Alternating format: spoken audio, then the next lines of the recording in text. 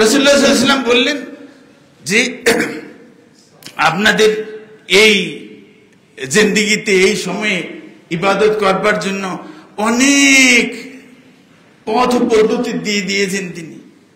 ফরজের নামাজ পড়ছেন, ফরজ রোজা রাখছেন, ফরজ হজ করছেন, ফরজ যাকাত দিচ্ছেন। এর বাইরে আল্লাহ রাব্বুল আলামিন বলছেন যে বান্দারা যখন নফল নামাজ নফল ইবাদত করে আগাইতে থাকে, ইয়াতাকাররাবু ইলাইয়া ফাতাকাররাবু ইলাইহি, যে ফরজ ইবাদতগুলো যখন করে তখন সে আমার মহব্বতের বান্দা হয়ে যায়।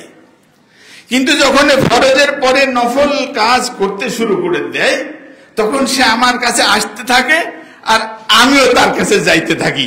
বলেন সুবহানাল্লাহ। সে 6 ইঞ্চি 1 বিঘত আমার দিকে যদি যায়, আমি তার কাছে 1 গজ আগায় যাই। বলেন সুবহানাল্লাহ। সে যদি মাসিয়ান ইবাদত বন্দেগী করতেছে, ধীরে ধীরে আস্তে আস্তে আগাচ্ছে, মাসিয়ান ও হেঁটে হেঁটে আমার কাছে আসছে, আনা সাইয়ান, আল্লাহ রাব্বুল আলামিন আমি তার কাছে দৌড়ে যাই, দৌড়ে যাই।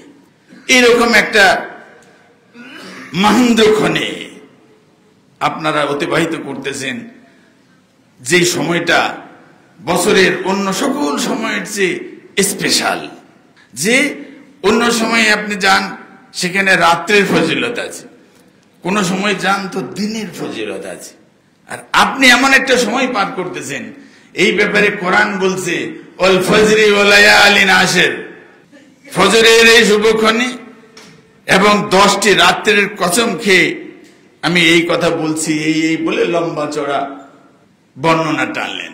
তো আল্লাহ রাব্বুল আলামিন তার মাখলুকাতের বিভিন্ন সৃষ্টি নিয়ে যখন কসম খায়, শপথ করে কিছু বলতে চায়, তখন কোরআনে প্রমাণ দিচ্ছে যে সেই বিষয়গুলো অন্যান্য সকল সৃষ্টি ও সকল আমল সকল কার্যাদির ভিতরে একটু ভিন্ন রকমের আজর্শ আছে সেখানে। তো যখন বললেন ফজরের নামাজের কি ফজরের ওয়াক্তের কথা, অন্যান্য সকল ওয়াক্তের চেয়ে এটার একটু গুরুত্ব বেশি।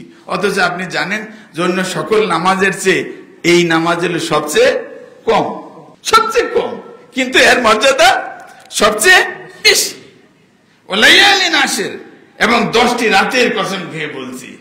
10টি রাত হলো জিলহজ মাসের 1, 2, 3 থেকে নিয়ে 10 দিন পর্যন্ত যে রাত, এই 10টা রাত কসম খেয়ে আল্লাহ রাব্বুল আলামিন বলছেন। তাহলে এই 10টা রাতের মর্যাদাও অন্য সকল রাত্রির চেয়ে বেশি। বলেন সুবহানাল্লাহ।